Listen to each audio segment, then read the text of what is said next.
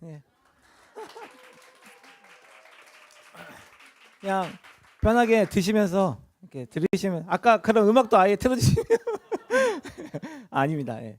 그냥 진짜 편하게 들어주시면 좋을 것 같고 묵상 세미나 이게 좀 어렵습니다. 대체 이게 너무 또 많이 하셔가지고 이미 앞에서 그리고 또 여러분들 각자가 묵상을 또 많이들 잘 하고 계시는 걸로 또 알고 있고 그래서 그냥 저의 어떤 묵상에 대한 제가 갖고 있는 이야기들을 나누는 게 제일 좋겠다 생각이 들었어요. 혹시 뭐 제가 여기 오늘 이제 묵상 세미나 한다고 해서 약간 기대하셨던 바가 혹시 있으신가요? 뭐 일찍 끝난다거나 아니면 그거 기대하셨다면은 기대하셔도 좋습니다. 네. 음, 저는 빨리 끝내겠다고 하면 진짜 빨리 끝냅니다. 네, 그래서 한번 예! 하이파이브. 좋아요. 목사님이 이제 들어오셨네요. 네.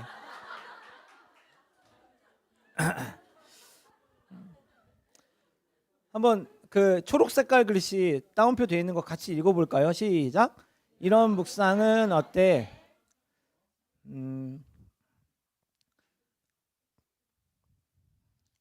사실 묵상이란 무엇인가? 졸리죠. 벌써 이런 주제는 첫 번째 때 많이 다루신 것 같아요. 이미 목사님도 하셨고 그 다음에 하셨던 교육자분들도 계속 다루셨던 것 같고 묵상의 참 의미 이것도 졸리죠. 이것도 이미 많이 하셨어요. 그래서 뭐 묵상이란 무엇인가 이런 정의를 내릴 필요는 오늘은 없겠다는 생각이 들었어요. 여기 땡땡땡에 한번 본인의 이름을 넣어서 우리 같이 한번 읽어볼까요? 시작. 오영민의 묵상법. 네, 오늘 묵상 세미나는 오영민의 묵상법을 소개하는 시간을 가져보려고 해요. 근데 뭐 네가 뭔데? 뭐 네 묵상법이 그렇게 좋냐 하실 수 있겠지만 묵상에 사실 방법이 너무너무 많거든요. 어떤 정형화되어 있는 틀이 없다라는 생각을 오늘 좀 나누고 싶었어요. 오늘의 취지는 묵상에 대한 시야를 한 눈금 정도 넓혀보는 데 좀 의의가 있다고 생각하시면 좋을 것 같습니다. 근데 주의사항이 있어요. 흑백요리사 보신 분 계신가요? 생각보다 많이 안 계시네요. 저는 이거를 되게 재밌게 봤는데 오직 맛으로 승부하라 막 이렇게 되어 있잖아요. 근데 흑백요리사를 보면 각 단계마다 이제 새로운 미션들이 있어요. 그 미션마다 이제 심사 기준이 이제 있었단 말이죠. 그래서 만약에 뭐 혹시 지금 이제 보실 분들도 있으니까 스포를 하면 안 되니까 거기 나오지 않았던 주제로 한다면 만약에 시금치라는 주제가 있다고 봅시다. 그러면 심사위원 그 두 분, 그 백종원 심사위원과 안성재 심사위원 두 분이 있는데 나름의 기준을 정해 놓은 거예요.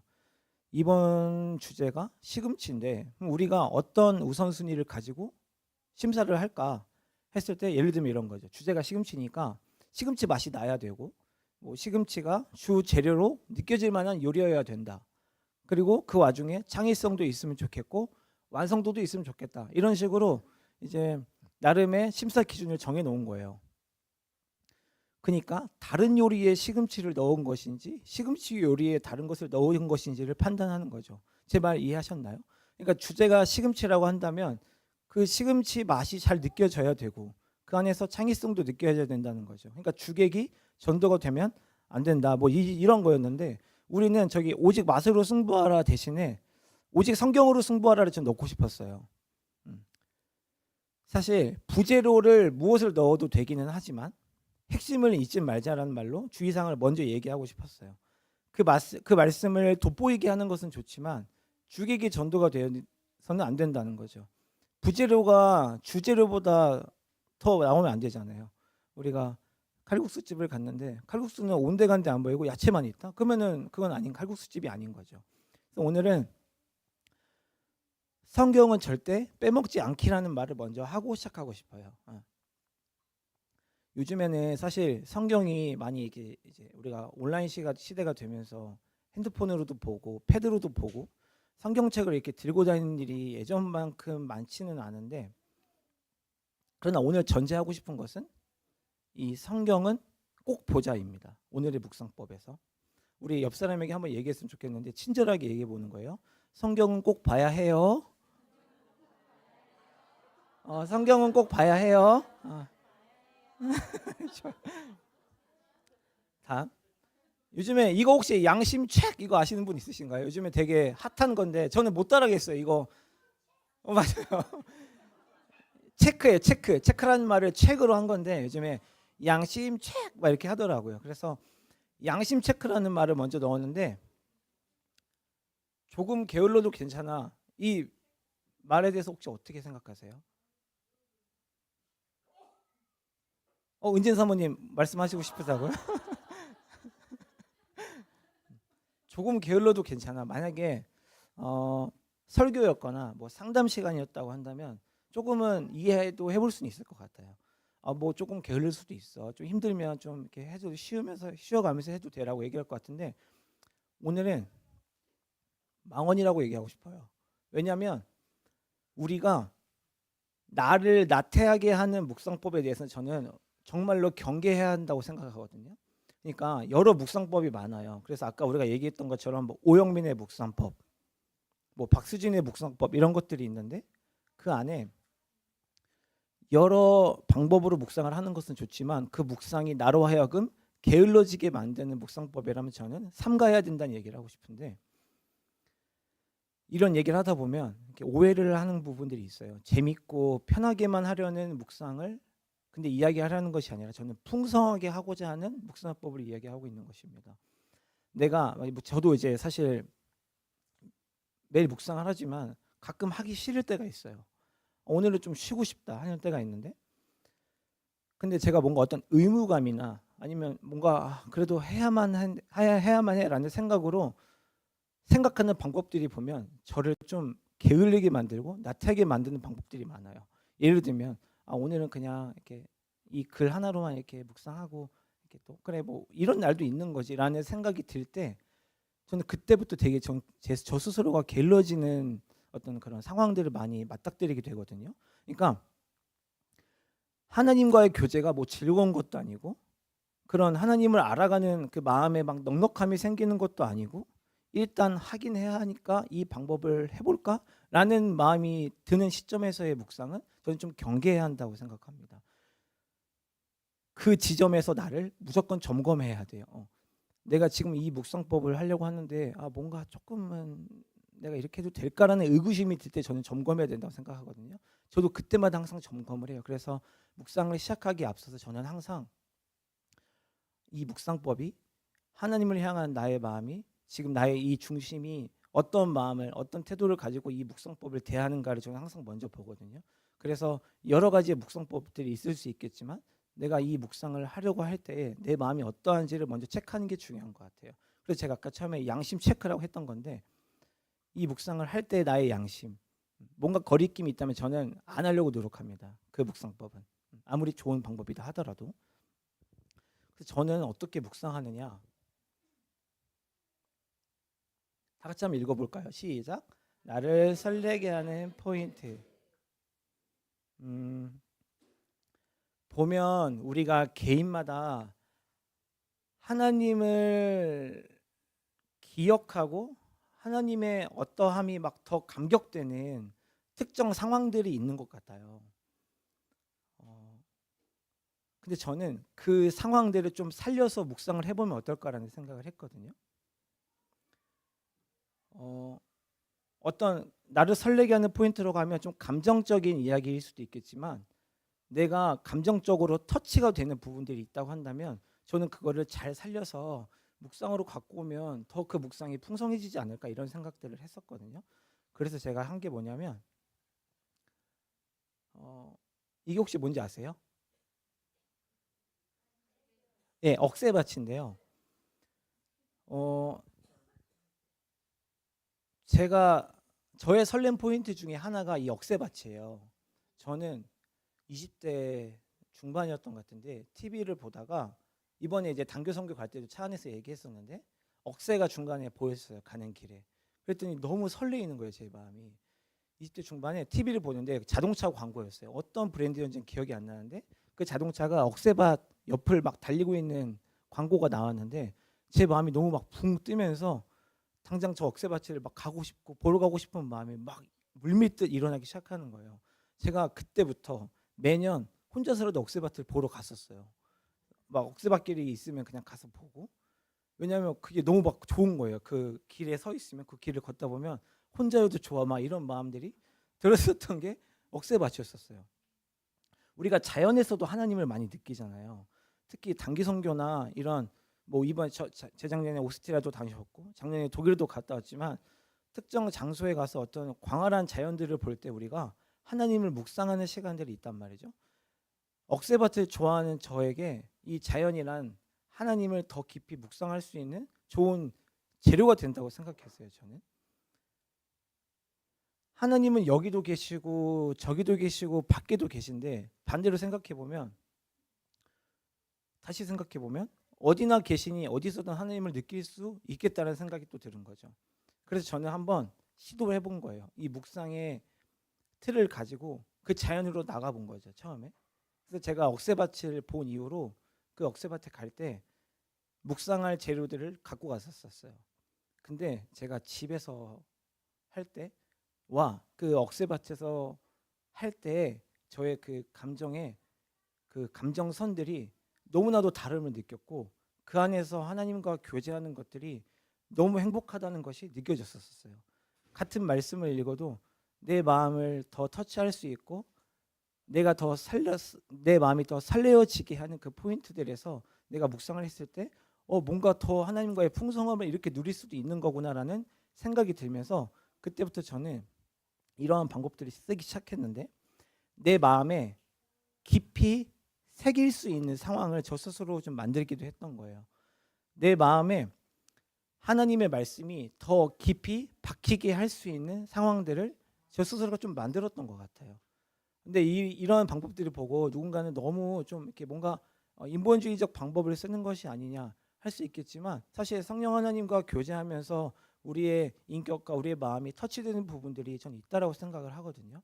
그래서 뭐 매번 솔직히 제가 그렇다고 억새밭에 매일 나가진 않잖아요. 매일 묵상하는데 일주일 내내 억새밭에 나가서 묵상을 하는 것이 아니라 어떤 하나님과 내가 교제하는 데 있어서 하나의 이벤트를 준다라고 생각한 거예요.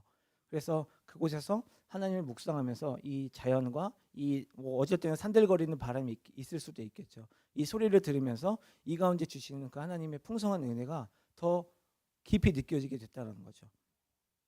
또 하나는 있는데 다들 예상하셨겠지만 축구입니다. 저는 잔디밭만 보면은 아까 흥분을 해요. 강아지 마냥 막 뛰고 싶고 그래요. 그래서 제가 막 구두를 신고 있어도 잔디밭에 들어가면 막 뛰고 싶고 막 이런 마음이 드는데 사실 축구는 축구하면서 묵상할 수는 없죠. 뭐 축구하면서 하나님을 생각할 수는 있겠지만 제대로 된 묵상을 할 수는 없는데 제가 지금 얘기해드리는 포인트는 내가 설레어지게 하는 그 포인트들을 한번 찾아서 그 가운데에서도 내가 하나님을 기억하고 예배할 수 있다라는 것들을 제가 한번 여러 가지 시도해본 결과예요. 사실 축구는 그냥 제가 너무 좋아해서 넣은 건데요. 축구하면서 뭐 묵상을 제대로 할 수는 없겠죠. 각자가 이렇게 뭐 써있는 제가 그냥 이건 써본 건데 뭐 가을, 바람, 음식, 스포츠, 뭐 영화, 음악 이런 각자가 그 마음에 더 마음에 들게 되어지는 포인트들이 있을 텐데요. 나의 묵상 공간은 이라고 제가 제목을 지어서 한번 생각해봤어요. 저는 좋은 풍경을 볼 때 설레고 그 상황에서 한국 찬양도 좋지만 저는 약간 외국 찬양을 들으면 더 좋은 것 같아요. 그래서 저는 이 상황들을 가정집에서 만들기 시작했습니다. 나 뭔가 하나님과 더 깊이 있게 예배하고 싶은데 하나님과 그 1대1과의 그 시간을 나 좀 더 깊이 있게 느껴보고 싶은데 그래서 저는 많은 것들을 동원해봤어요. 이게 제 방이거든요. 제가 주로 묵상하는 공간이 이렇게 생겼어요. 제 친구가 이걸 보고 너무 컨셉 아니냐고 했는데 근데 진짜로 이렇게 이제 제가 묵상을 합니다. 왼쪽에는 이제 성경을 놓고 이제 오른쪽에는 이제 주석이라고 하죠. 성경 해석에 관한 글들을 놓고 가운데 패드로는 내가 오늘 본 말씀에 대해서 누군가가 코멘트 해놓은 글들을 주로 놔요. 왜냐하면 나와 또 다른 견해로 이 말씀을 바라볼 수도 있으니까요. 그리고 저 찬양은 그때 주신 말씀 중에서 키워드가 되는 말씀이나 내 마음에 감동이 되었던 단어들이 있을 거 아니에요. 그러면 그 단어들에 관련된 찬양들을 찾습니다. 이걸 왜 이렇게 하는지 제가 좀 이따 설명을 해드릴게요. 말씀을 충분히 읽고 묵상을 먼저 해요. 우리 아까 주의사항에 얘기했던 것처럼 성경 읽기를 절대 빠뜨리지 않고요. 말씀을 먼저 본 이후에 그 말씀의 뜻을 찾아봐요. 왜냐하면 내가 모르는 의미들이 너무도 많으니까요. 그리고 할 수 있다면 저는 원어 성경도 같이 봅니다. 사실 우리나라 성경에는 이렇게 잘못 오역된 부분들도 많고 의역이 된 부분들도 있어서 원어 성경을 봤을 때와 너무 다른 의미로 해석되어 있는 부분들도 있더라고요. 그리고 그 가운데 아까 말씀드렸던 것처럼 내 마음에 들어오는 키워드를 생각해내고 기도를 합니다. 오늘 내게 이 말씀을 왜 주셨는지, 이 말씀을 통해서 내가 어떤 것들을 알기를 원하시는지를 하나님께 질문하며 기도합니다. 충분한 기도의 시간을 갖고 그 다음 중요한 부분인데요.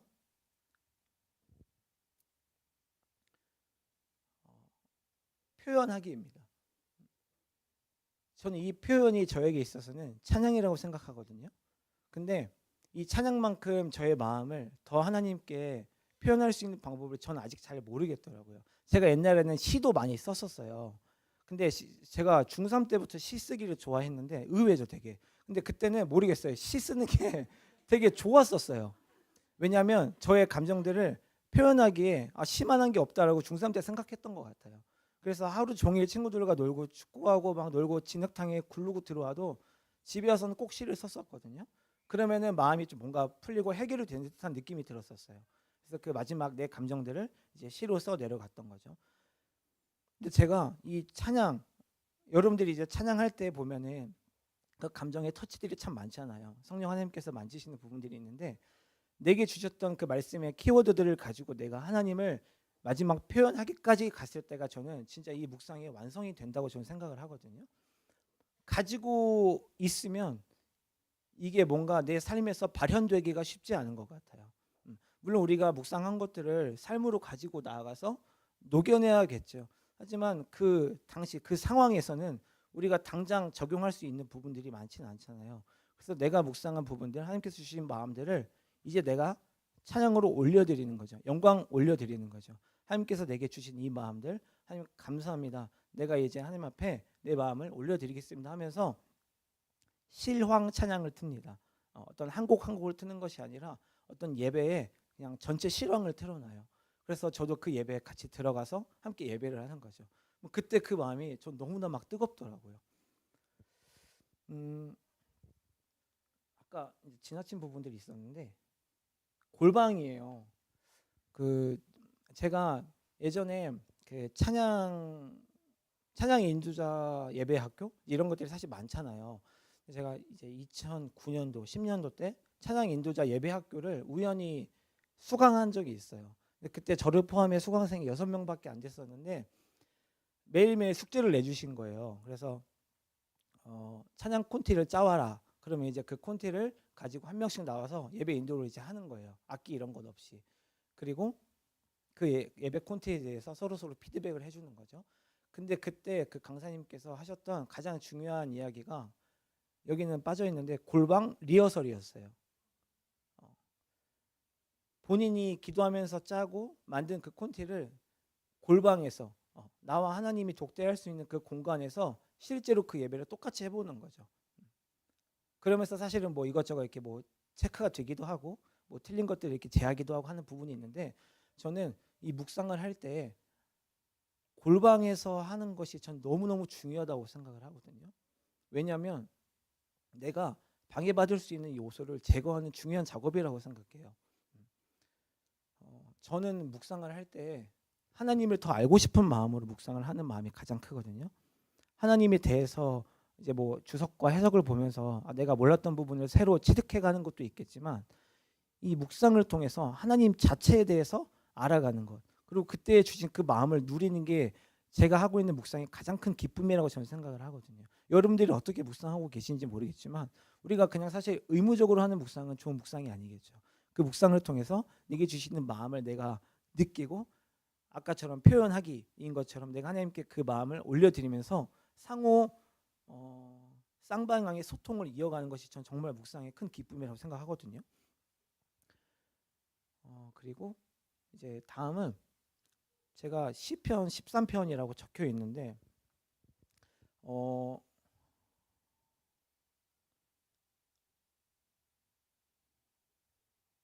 성경 해석과 주석에 대한 이야기를 한번 좀 하고 싶었었어요. 왜냐하면 얼마나 어떤 도움이 되고 있는가를 한번 이야기해보고 싶었거든요.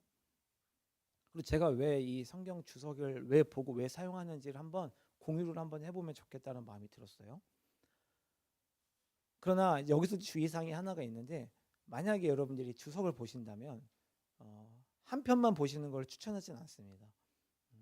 사실 주석도 사람이 써놓은 것이기 때문에 오류가 있을 수 있거든요.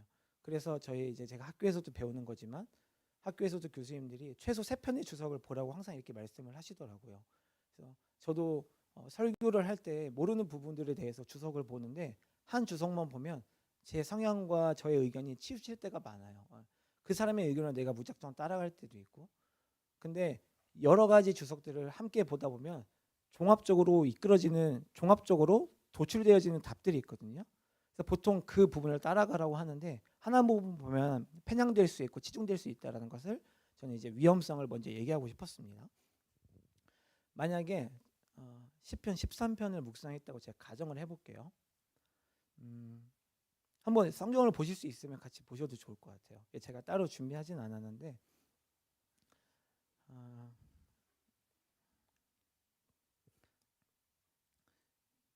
사실 이사기가 나와서 원래 이런 얘기는 안 하려고 했는데 제가 묵상을 제대로 처음 시작한 게 군대였었어요. 왜냐하면 그때 힘들어서 그냥 시작한 거예요. 제가 군대 갈 때 주님은 나의 최고봉 아시죠, 여러분? 그 책을 누가 선물해 주셨어요. 이렇게 군대에 이렇게 딱 이만한 진짜 그 안주머니 뭐라고 하지? 바깥 주머니가 있는데 가슴 주머니에 그 주님은 나의 최고봉이 딱 들어갔어요. 그래서 제가 선물을 받고 들어가고 처음에 들어가서 너무 힘들어갖고 그 책만 봤어요, 진짜로. 그때는 뭐 하나님을 사랑한다 이런 느낌보다도 그냥 이렇게 이거 안 보면 죽을 것 같아서 그것만 봤던 기억이 나요. 그리고 제가 그 이후로 첫 휴가로 나와서 서점을 기독교 서점 가갖고 군복이 제가 3개가 있었어요. 그래서 주님은 나의 최고봉을 3권을 사와가지고 그 포켓마다 넣어놨어요. 그래서 무슨 옷을 갈아입어도 그 책을 볼 수 있게끔 해서 정말 그 묵상집이 아니었으면 저는 못 버텼을 것 같아요. 그리고 제가 그 책으로 전도를 진짜 많이 했는데 이 에피소드가 있거든요. 제가 이제 상병이 되었을 때 어느 정도 힘과 권력이 제 손에 있잖아요. 그리고 저는 이제 군종병으로 간 건 아닌데 군종병을 하라고 시켜주셨어요. 그냥 너 군종병 해라. 그래서 찬양 인도도 하면서 군종병을 하게 됐는데 제가 처음에 군입됐을 때 저희 내무반에 교회 다니시는 한 선임이 있었는데 저보다 나이는 어렸어요. 제가 군대를 늦게 갔기 때문에. 근데 제가 그 선임 때문에 어마어마하게 위로를 많이 받았거든요. 저를 처음으로 이제 교회 데려가서 원래 다 가도 되는데 야, 영민아 여기 있다가 집사님들이 싸제 밥 해주시는데 그것까지는 먹고 가라 해갖고 저는 원래 1, 2등병 때는 와서 주말에도 빨래만 해야 되는데 그분 때문에 저는 거기서 권사님들이 해주시는 그 따뜻한 바깥밥을 먹고 오후에 이렇게 왔고 그분이 저를 이렇게 커버해 주시고 이런 기억이 좋은 기억들이 있었거든요.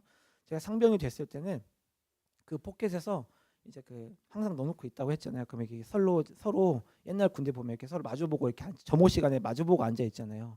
그러면 선임들이 막 장난친단 말이에요. 웃으면 안 된다. 앞에서 웃긴 표정 짓고 막 이런 장난들을 하는데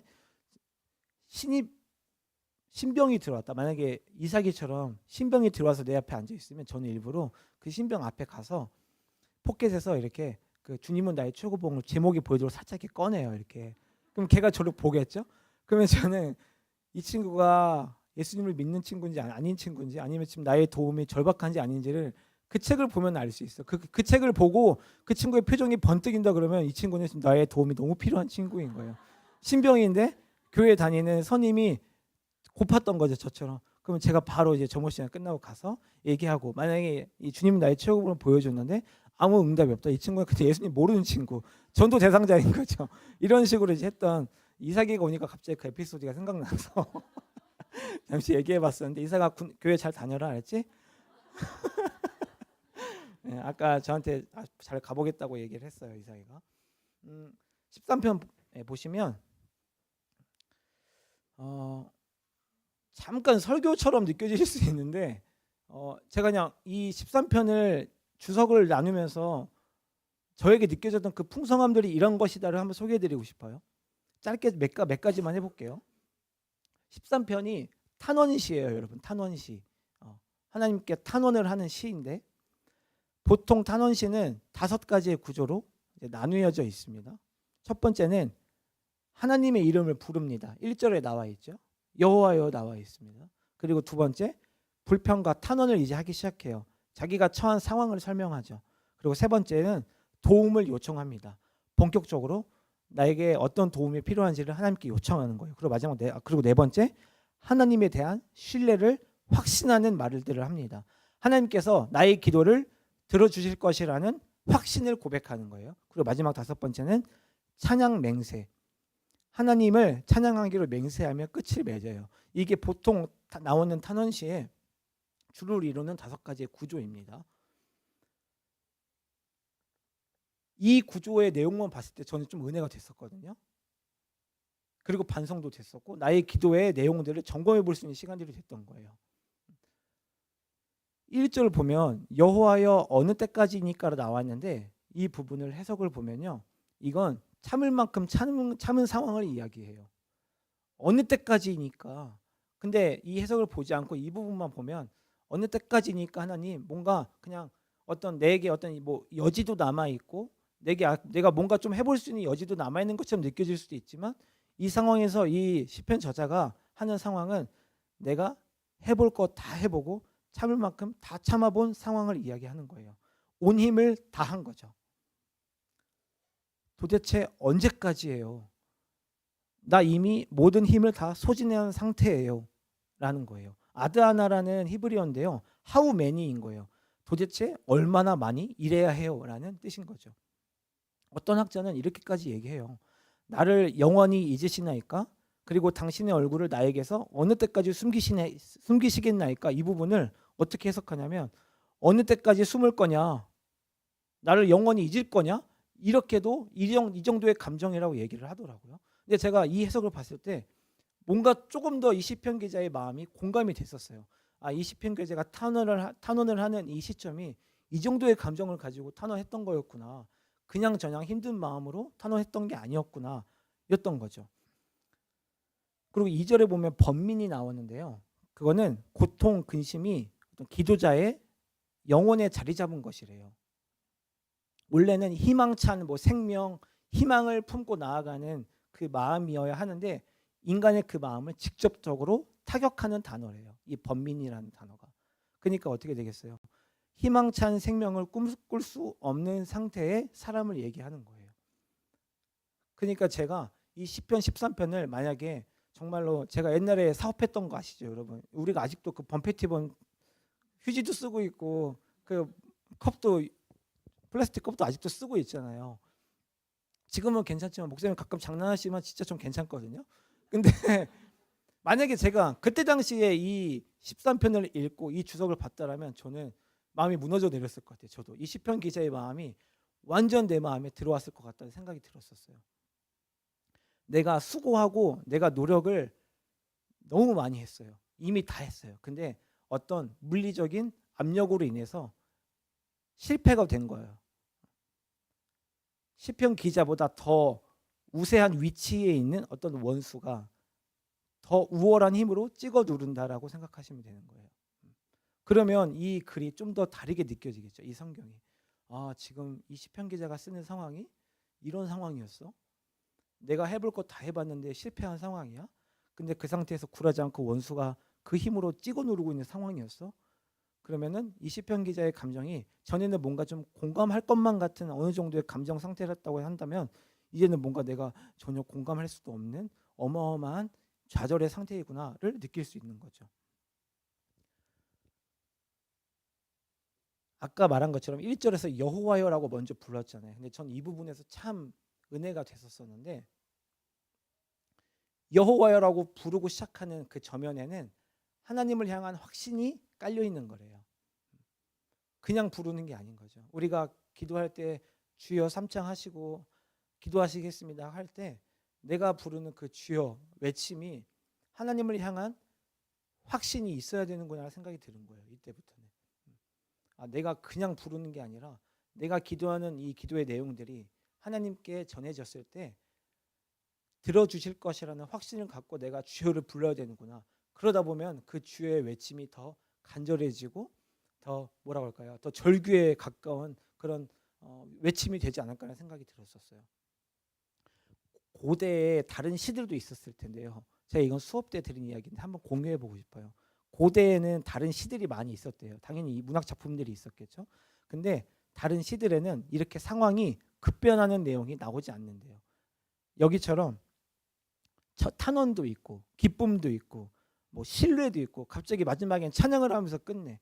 이런 게 고대의 시들에는 나타나지 않는 형식이라고 하는데 유일한 구성이라고 하는 거죠. 이 시편에.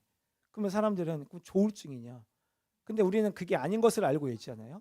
이 시편 기자가 왜 이렇게 급변하는 감정을 보여주는지 우리는 알고 있죠. 완이라는 단어가 있는데 그러나 나는 이에요. 그리고 고백하는 거죠. 이러한 나의 상황이 있습니다, 하나님. 하지만 그러나 나는 하나님을 예배합니다. 왜요? 여호와를 이미 불렀잖아요. 확신의 고백으로 여호와를 불렀기 때문에 내가 그 하나님께 나의 이야기들을 이야기하지만 나는 결국은 찬양할 것입니다라고 고백하면서 탄원시가 끝나게 되는 거죠.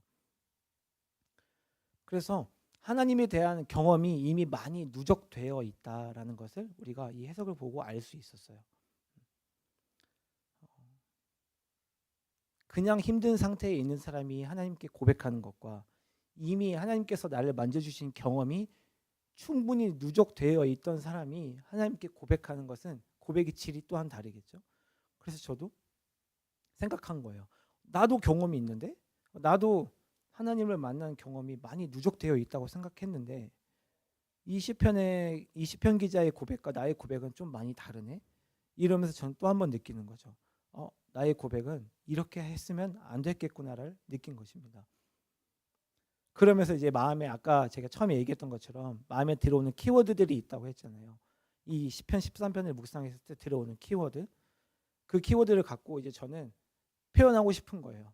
이제 이런 묵상들을 충분히 하고 나니까 나 이제 표현하고 싶은데 이거 어떡하지? 이 시편 기자가 마지막에 찬양 맹세로 하나님을 예배했던 것처럼 나도 이제 그 동영상을 트는 거죠. 네, 이렇게 이제 예배를 틀어놓고 나 이제 찬양 고백할래. 내가 만약에 내 키워드가 사랑이라고 한다면 사랑에 대해 노래하는 찬양팀을 좀 찾았어요. 그래서 예배를 틀어놓고 이제 함께 예배하는 거예요. 그래서 이 공간은 진짜 하나님과 끈적한 공간이 되고 막 찬란한 공간이 되는 거죠. 제가 상상력이 뛰어나다고 했잖아요. 저는 이제 이 공간이 저는 이제 막 그렇게 보이는 거예요. 그래서 저는 공간을 내는 것과 시간을 내는 것은 전 하나님에 대한 열정이라고 생각합니다. 하나님을 향한 내 마음의 크기라고 저는 생각을 해요. 이 묵상을 제가 하고 나서부터는 이거 그냥 공간도 내가 그냥 선정해서는 안 되겠구나. 내가 하나님과 진하게 교제할 수 있는 한 공간이 내게 진짜 필요했던 거였구나 라고 생각하면서 이 공간을 최대한으로 만들었던 것 같아요. 갑자기 좀 설교가 됐었는데요.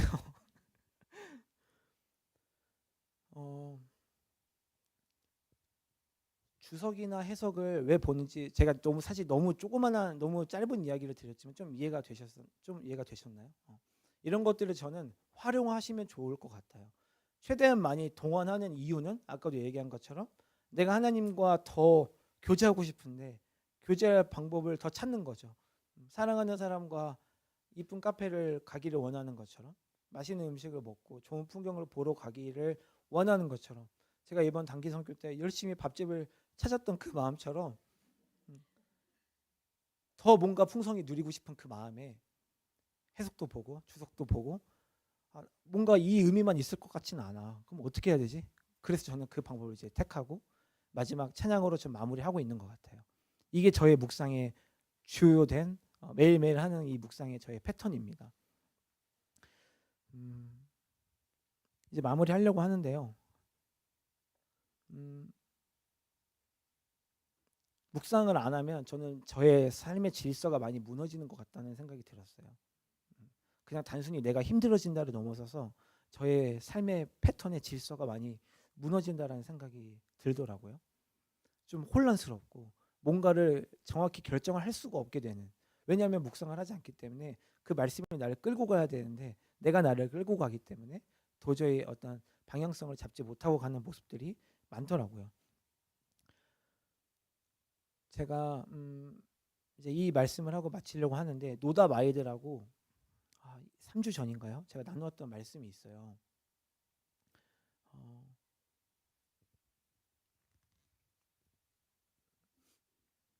누가복음 17장 11절부터 19절이었는데요.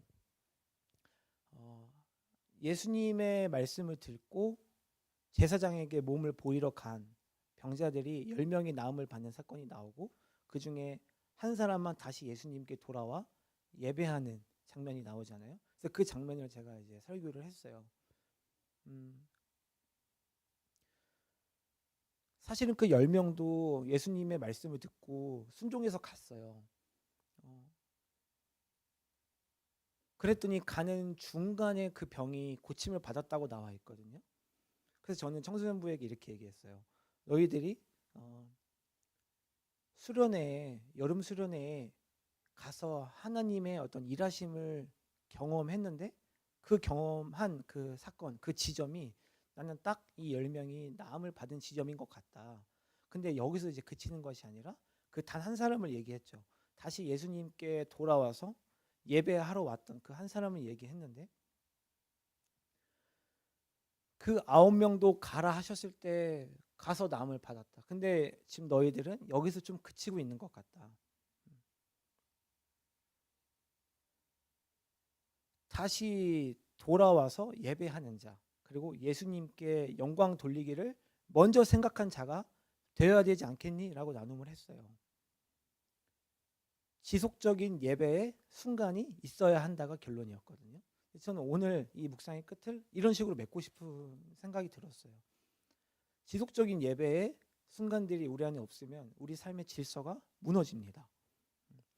은혜에 대한 반응이 계속적으로 있어야 되고, 뭐 힘든 상황에 대한 탄원도 있겠지만 기쁜 상황에 대한 나눔도 있었으면 좋겠고, 하나님께서 내게 주신 것들이 많다라고 한다면 우리는 반응해야 맞다라고 생각하거든요.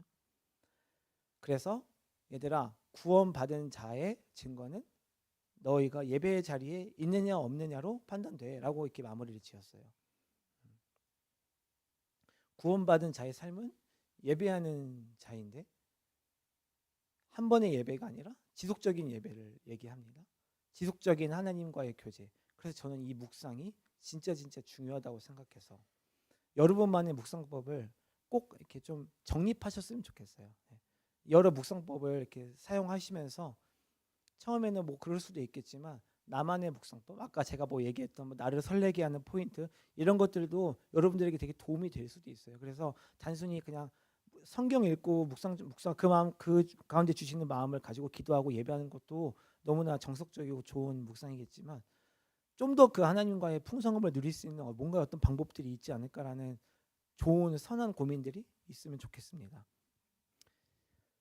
이런 묵상은 좀 어떠셨는지 모르겠지만 하나님을 그냥 사랑하는 사람이 더 깊게 친밀하고자 하는 마음으로 이제 나누는 것이니까요. 여러분들도 한 번쯤 한번 해보시면 좋을 것 같아요. 저처럼 저런 묵상의 공간을 한번 만드셔서 이렇게 사운드도 웬만하면 좀 크게 해보시고, 옆에 자식들이 듣고 있으면 이렇게 헤드셋도 껴서 나만의 어떤 그 천국을 한번 누려보세요. 열심히 묵상합시다. 감사합니다.